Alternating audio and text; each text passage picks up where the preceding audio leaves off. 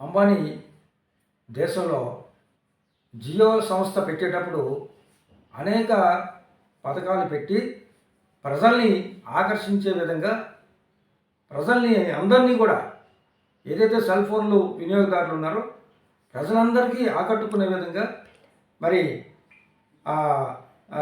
ఈ రేట్లు పెట్టి ప్రజలందరినీ కూడా భారత ప్రభుత్వం అయినటువంటి సంస్థ బిఎస్ఎన్ఎల్ ఏదైతే ఉందో ఆ సంస్థలో ఉన్నటువంటి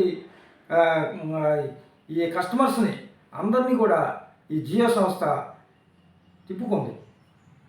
ఇప్పుడు అంచెలంచెలుగా పెంచుకుంటూ రేట్లు ఈరోజు భారీ స్థాయిలో ధరలను పెంచేశాడు అంబానీ. అయితే దీనికి కేంద్ర ప్రభుత్వం ఏదైతే ఎన్డీఏ బీజేపీ మోడీ ప్రభుత్వం ఏదైతే ఉందో చక్కగా గ్రీన్ సిగ్నల్ ఇచ్చింది.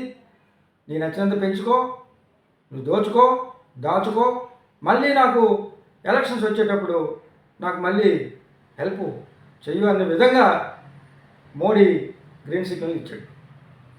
మొన్న అసెంబ్లీ పార్లమెంటు ఎన్నికలు జరిగినప్పుడు ఇదే అంబానీ కోట్లాది రూపాయలు ఈ బీజేపీ ప్రభుత్వానికి మరి అదే మోడీకి ఎన్డీఏ ప్రభుత్వానికి సహాయ సహకారాలు అందించినటువంటి నేపథ్యం. మరి ఆ రుణం తీర్చుకోవాలి కదా.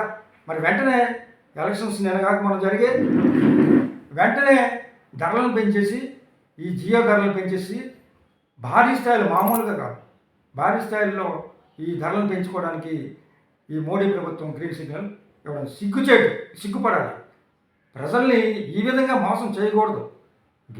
గెలిచే ముందు ఓట్లు అడుక్కునే ముందు ఒక రకంగా మాట్లాడడం, అధికారంలోకి వచ్చిన తర్వాత ప్రజల్ని నిండా ముంచేయడం అనేది చాలా దుర్మార్గమైనటువంటి చర్య.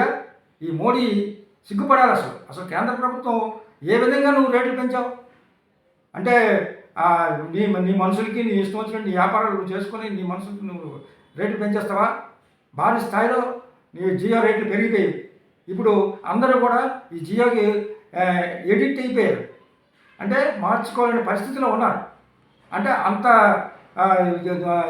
అయిపోయిన తర్వాత ఇప్పుడేమో భారీ స్థాయిలో రేటు పెడితే నచ్చినట్టు వాళ్ళే కట్టుకుంటారు, మనం కోట్లు దాచుకుందాం అనే విధంగా మీరు ప్రవర్తిస్తారా? ఈ సందర్భంగా నేను ప్రశ్నిస్తా ఉన్నాను. ప్రజలు ఒకటి గమనించాలి.